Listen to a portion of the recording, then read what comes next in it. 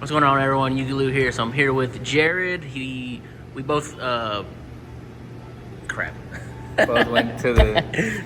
We both went to. We both went to the Houston Regional last Saturday. Yes, last. Yeah, Saturday. and he wrecked it with 3 ties. What's the deck, Jared? I played Mimighoul. Mimighoul. Yeah, pretty fun deck. New TCG exclusive.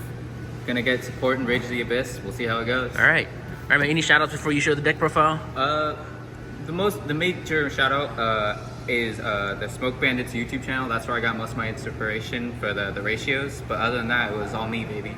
Nice. All right. show us the goo. Yeah. So I placed 55th out of 252 with a record of 4 wins, 1 loss, and 3 ties. But yeah, let's get into it. So we'll start off with the engine. We got best normal summon of the deck, which is 3 Mimighoul Dragon. Nice. On normal or special, it adds a Mimighoul spell trap to hand. Its second effect is you can give it to your opponent face down, and on flip, it destroys all face-ups, and then you get it back.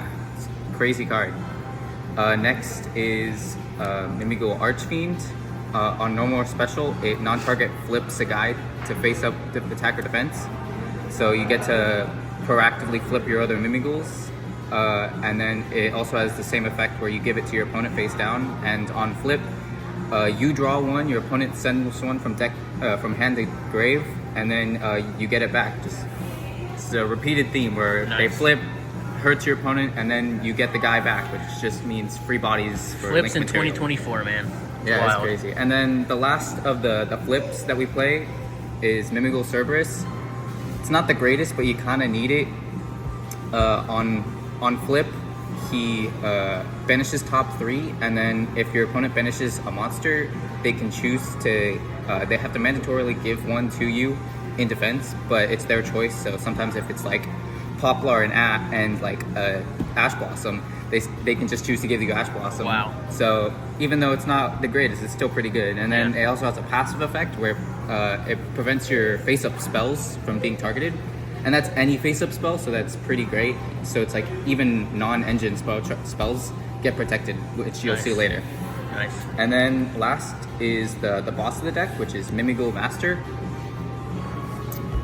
Most people Master. like to play 2 of this. I think, at least in the current build, you play 1 because you'd much rather spend your normal on the dragon. So you're really only specialing it off of the trap. And then on normal special, he adds a Mimighoul monster. And then during your opponent's main phase, he can flip one of your your opponent's face down. So Nice. you get to proactively flip your guys. Nice. Onto the spell traps, we have the 3 dungeon. This is the best card in the deck. As an ignition, you get to add a Mimighoul from deck or graveyard to your hand, and then whoever controls a face down cannot normal. Wow. And monsters that were special that turn cannot attack. So it means Okay. you can't be lethaled, and if they need their normal summon, they are forced to flip your guy. Wow. So it's like, it's free advantage. It's crazy. And then Nice. obviously we play the 1 terraforming, search the best card Sure. in the deck. And then we have 2 Mimighoul Maker. I'd love to play 3, but right now since there's so little names, you really only need 2. Yeah.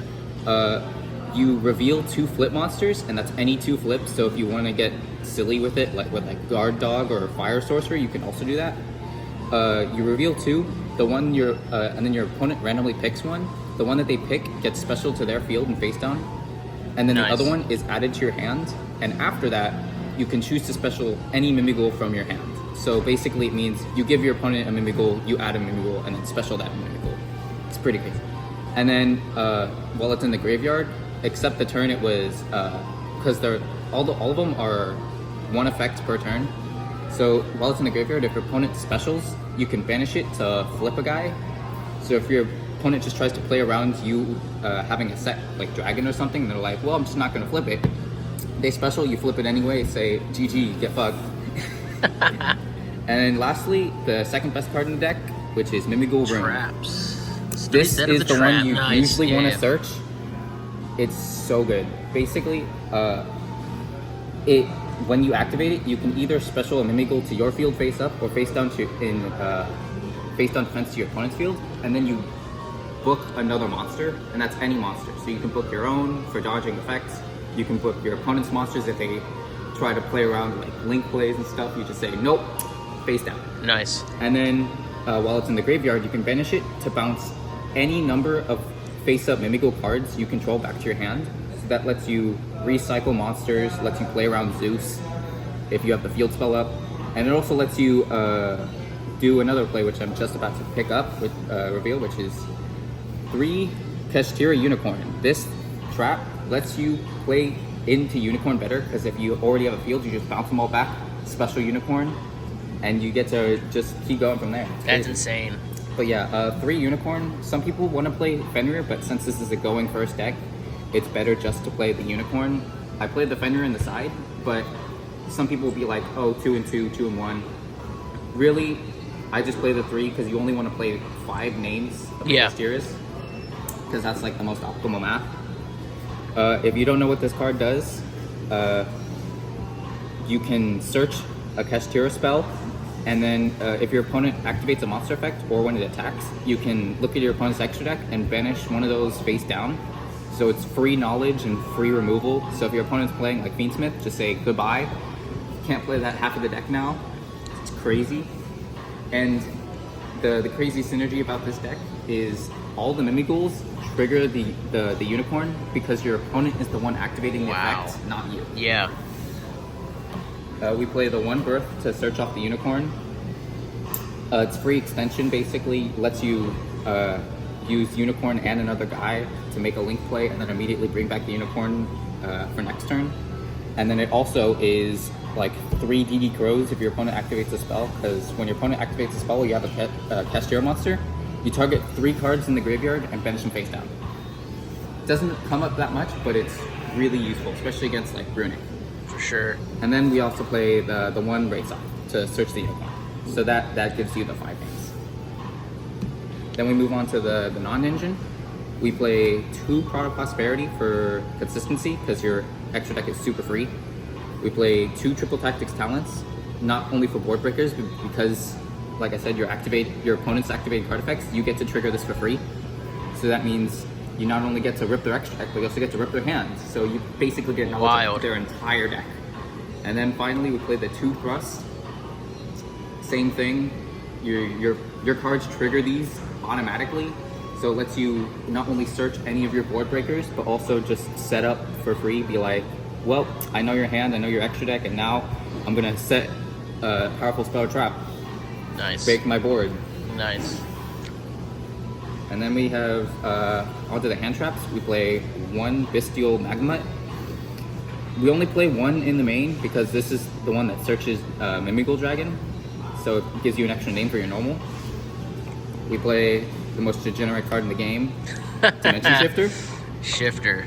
Even though it hurts to play this because your spells and traps have graveyard effects, half the time it's just, I'm going to play this and your opponent can't play, so you just win. So even though I'd rather not play this, it's the best card in the game, so you have to play it if you can play it. How many times did you see it?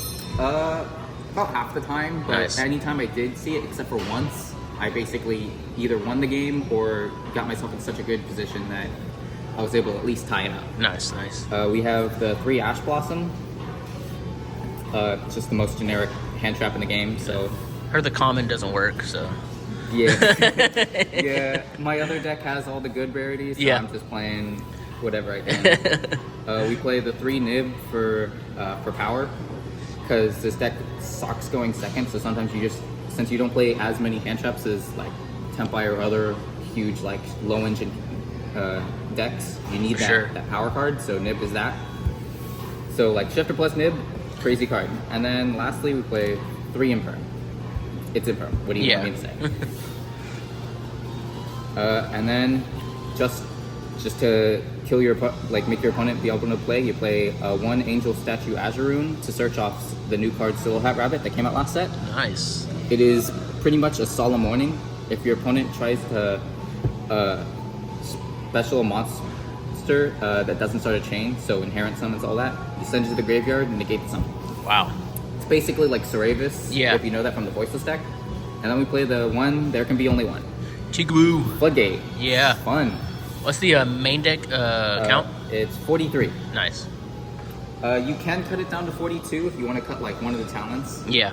But for the most part, I really liked this count. Nice. And then onto the extra deck, we play one number 13, Embodiment of Crime. This is basically a quick effect, reverse Book of Eclipse. It quick effects flips all your opponent's monsters to face up. So it basically says no matter what you hit off Maker, whether it's random or not, you still get to flip. So usually off of Maker, you'll reveal Archfiend and Cerberus, and sometimes Dragon, depending on if you're second or you just need the normal, or like you just want to special it. So that basically means that even if you give your opponent the Archfiend and you get the Cerberus, you still have enough bodies to make this and flip. Nice. And the rest, we got one Anima because all your guys are level 1. We play one Still Hat Rabbit to search the Angel statue. We play one Masquerena because it's Masquerena, it's crazy strong. For sure. One SP to go off the Masquerena. You could also use it on your turn with Anima. We play a Nightmare package of one Phoenix, one Unicorn, and one Griffin. This one's an extra IP target. This one's just back removal, and also it lets you play around like a Promethean lock if you get to steal it. Especially with the new card, you'll definitely need this in the future. And then the Nightmare Griffin. It never really came up, but in theory, this card is really strong. It recycles any spell trap from your grave, and also prevents your opponent from activating monsters that were special summon monsters that are not linked, which means they don't have a monster pointing to them, or they are pointing to something. So basically, the theory is you have it on board, and then you give them a Mimighoul face down in front of it. If you do it off room, they can't flip it, so they're basically skill drains them. Wow. But yeah, it never came up, but in theory it's really good, especially with the new support where you're able to spam bodies better. We play one World's Dragon Zealantis. This is another card that just lets you... it's not only good when you like steal an apple or something, but it's also really good if your opponent refuses to flip your cards. Because it finishes and brings them back up, they forget their status of being on your opponent's side, so they come back to yours, face up. Yeah. So if your opponent refuses to flip anything, you just say, okay, make Zealantis, I'll take all my guys back and then swing for game. Nice. And then finally, to kill, we play one Axis Go Talker. Nice. That's the Platinum?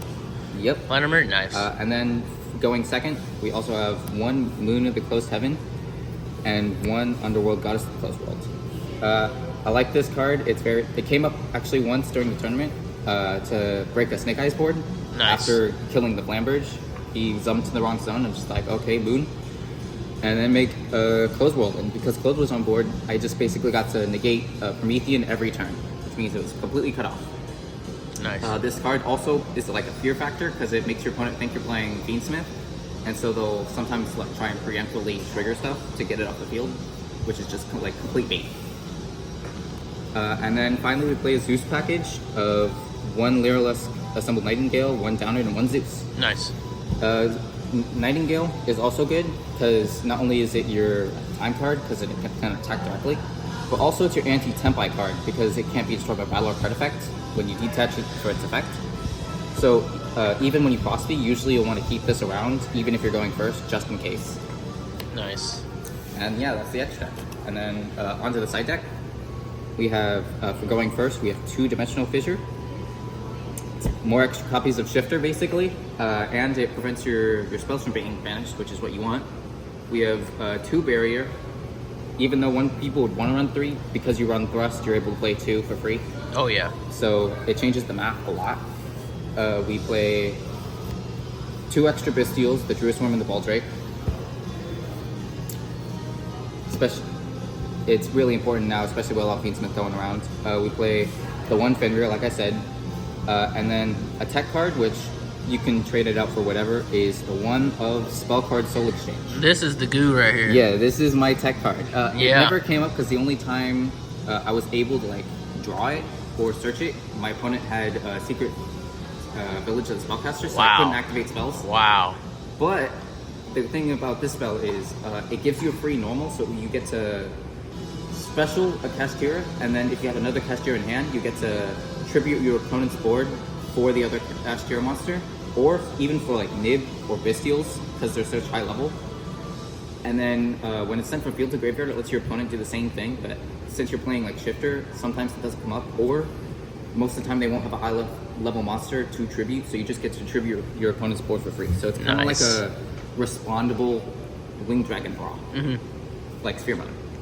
And then for going second, we play the 3 Cosmic, because we hate back row, and the 1 of Harpy's Feather Duster Storm. It's basically like 7 copies of back row removal, because you get to play the 3, you get to play the 1, and then you also have the 2 Thrust to search this, and the 2 Prosperity. So you're pretty much guaranteed to see back row removal. It's really strong. But yeah, one more thing. If you don't like this card, just trade it out for a Regeki. It does the same thing. And then finally, we have the 3 Evenly Match, because we hate boards, and we need to break them. Nice. And yeah, that's the deck. Anything you would change? In the main deck, not really until a new supports come out. I'm probably gonna switch that one out, even though it's very funny. Rageki's just better half the time. But other than that, I really like this. Nice. What I've got here. Yeah. But yeah, it's mostly just whatever the new support is, that'll change the deck drastically. But as it is right now, I really like this build. Nice, man.